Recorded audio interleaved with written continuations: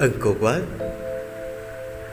Angkor Wat is a unique combination of the Temple Mountain, the standard design for the Empire State temples, and the later blend of concentric galleries, most of which were derived from the religious beliefs of Hinduism originally.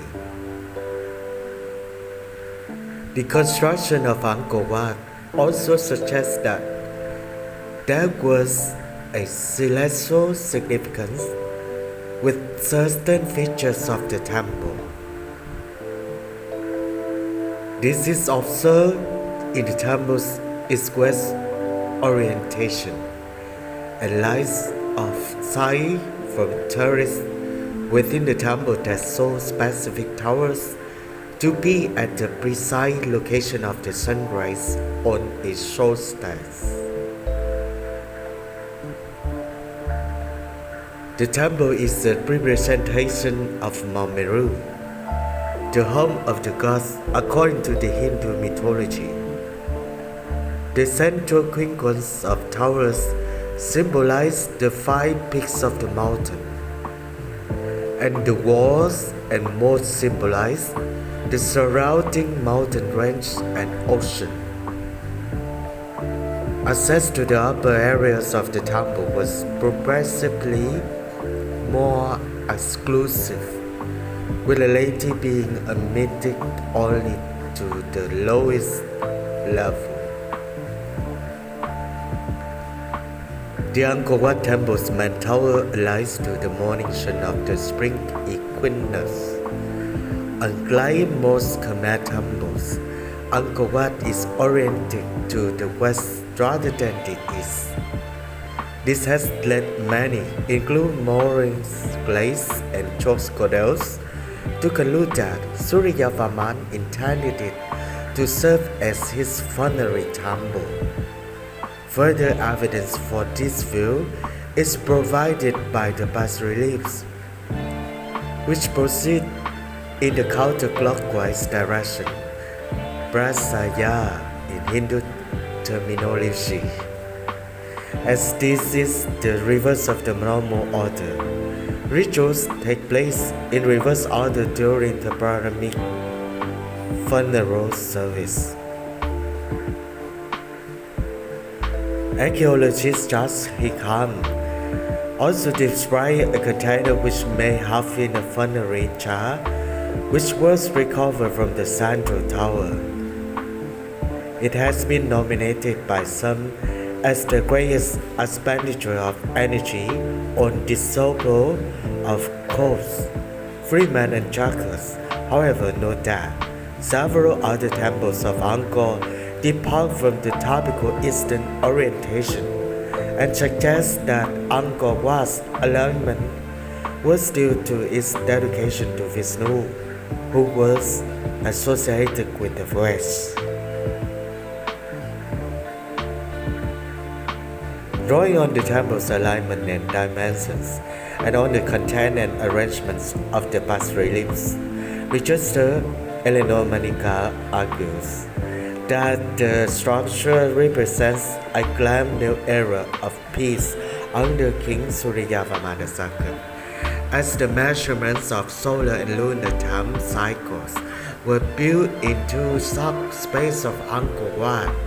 This divine mandate to rule was anchored to consecrated chambers and corridors meant to perpetuate the king's power and to honor and placate the deities manifest in the heavens above.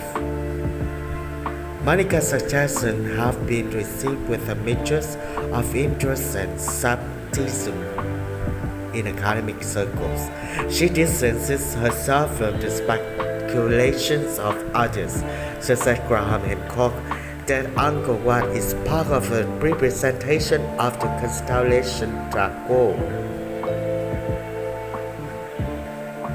Angkor Wat is a prime example of the classical style of the Khmer architecture, the Angkor Wat style to which it has given its name. By the 12th century, Khmer architects had become skilled and confident in the use of sandstones rather than brick or laterite as a main building material. Most of the visible areas are of sandstone blocks, while laterite was used for the outer wall and for hidden structural parts. The binding agent used to join the blocks is yet to be identified, although natural resin or slag glam has been suggested. The temple has strong principles of all the harmony of its design.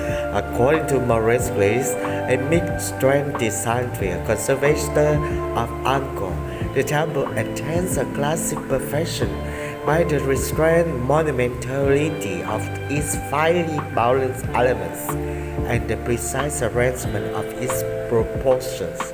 It is a work of power, unity, and style.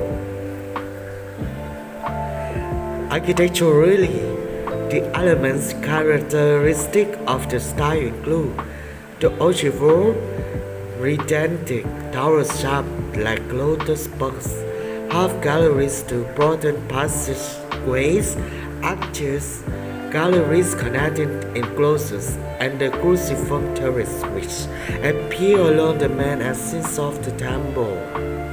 Typical decorative elements are devatas or apsaras, bas-reliefs, and on pediments as stencil, garlands, and narrative scenes. The statuary of the Angkor Wat is considered conservative, being more static and less graceful than earlier work. Other elements of the design have been destroyed by lifting and the passage of the time, including glided stucco on the towers, lining on some figures on the bas-reliefs, and wooden ceiling panels and doors. The outer wall, 1024 mara by 802 mara and 4.5 mara high, is surrounded by a 30 mara apron of open ground and moat 190 mara wide and over 5 kilometers in perimeter. The moat extended 1.5 kilometers from the east to the west and 1.3 kilometers from north to south. Access to the temple is by an earth bank to the east and sandstone causeway to the west. The latter, the main entrance, is a later addition, partially preparation, a wooden bridge that incorporates at each of the cardinal points. The western is by far the largest and has 3 ruined towers. Glaciers notes that these incorporate both heights and echoes from the form of the temple proper. Under the southern tower is a statue known as the bridge, originally an 8-armed statue of Vishnu, may have occupied the temple's central shrine. Galleries run between the towers and as far as 2 further entrances on either side of the Angkor, often referred to as elephant gates, as they are large enough to admit those animals. These galleries have square pillars on the outer west side and closed walls on the inner east side. The ceiling between the pillars is decorated with lotus roses. The west face of the wall with dancing figures, and the east face of the wall with baluster with those dancing mouth figures on branching animals and devatas, including south of the entrance, the only one in the temple to be showing her teeth. The outer wall encloses a space of 120,000 square meters, which besides the temple proper was originally occupied by the city, and to the north of the temple, the royal palace. Like all circular buildings of Angkor, these were built of perishable materials rather than of stone, so nothing remains of them except the outlines of some of the streets. Most of the area is now covered by the forest. A 350-mile causeway connects the western Khmer to the temple proper, with Naga balustrades and 6 sets of steps leading down to the city on either side. Its side also features a library with the entrance at each cardinal point in front of the third set of stairs from the entrance and the pond between library and temple itself. The ponds are later additions to the design and is the cruciform terrace guarded by the lions connecting the causeway to the central structure.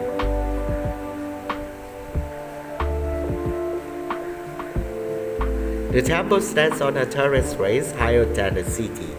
It is made of 3 rectangular galleries rising to the central tower, its level higher than the last. The 2 inner galleries each have 4 large towers at their ordinal corners. Surrounding a higher 5th tower, this pattern is sometimes called a quincunx and represents the mountains of Meru. Because the temple faces west, the features are all set back towards to the east, leaving more space to be filled in each enclosure and gallery on the west side. For the same reason, the west-facing steps are shallower than those on the other sides.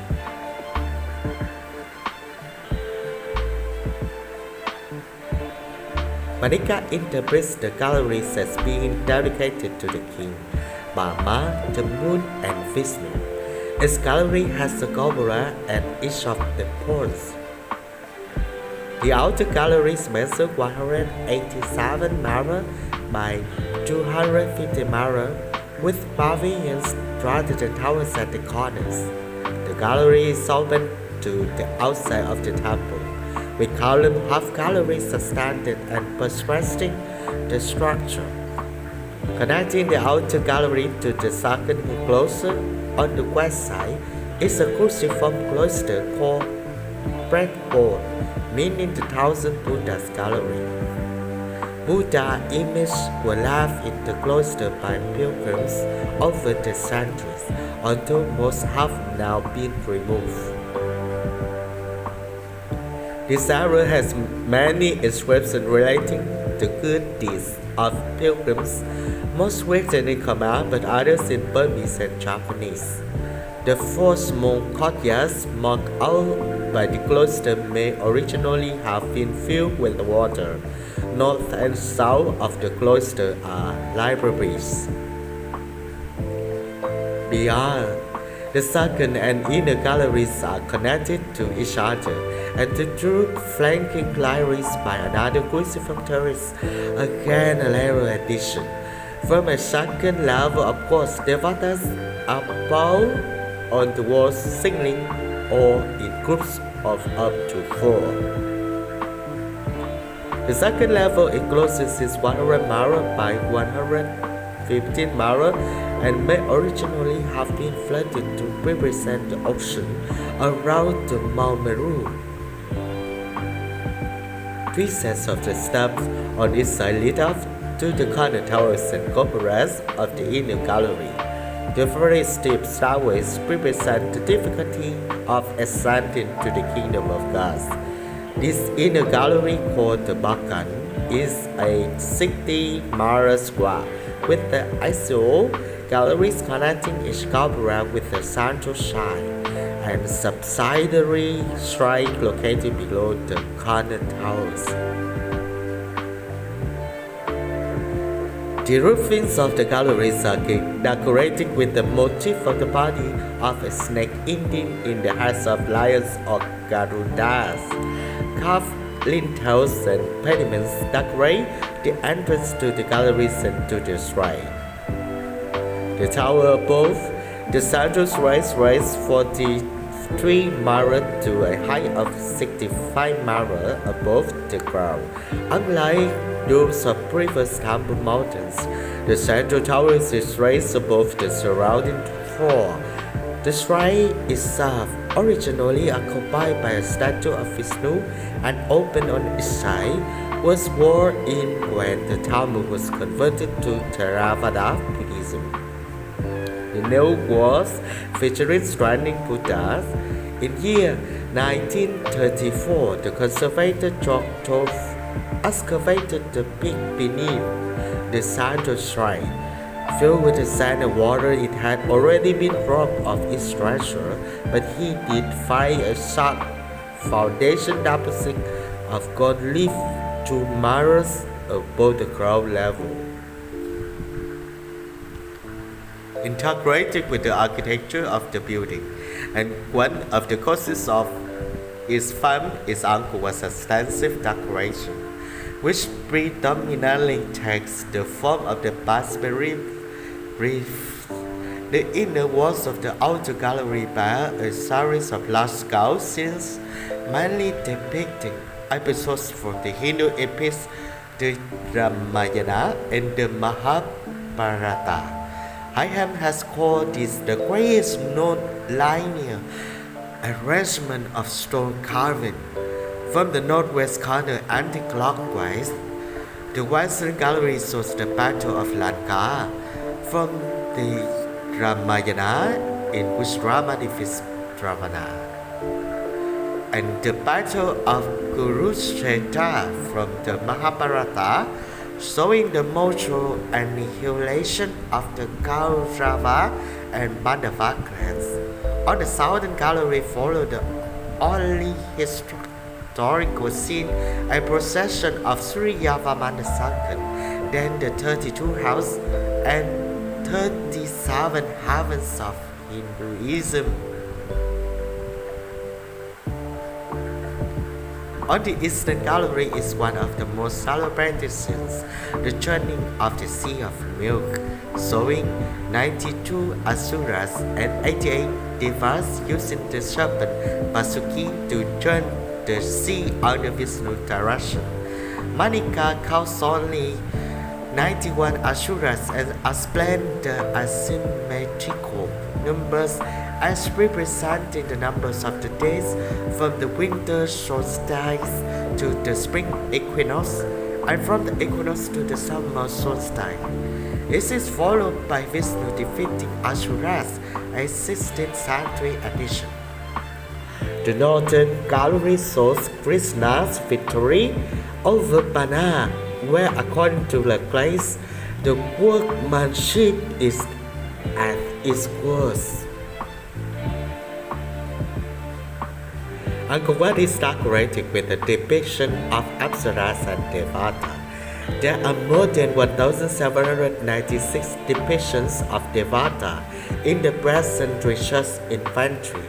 Angkor Wat architects employ small Apsara images, 30 to 40 cm or 12 to 16 inches, as decorative motifs on pillars and walls. They incorporated larger Devata images or full-body portraits measuring approximately 95 to 110 cm.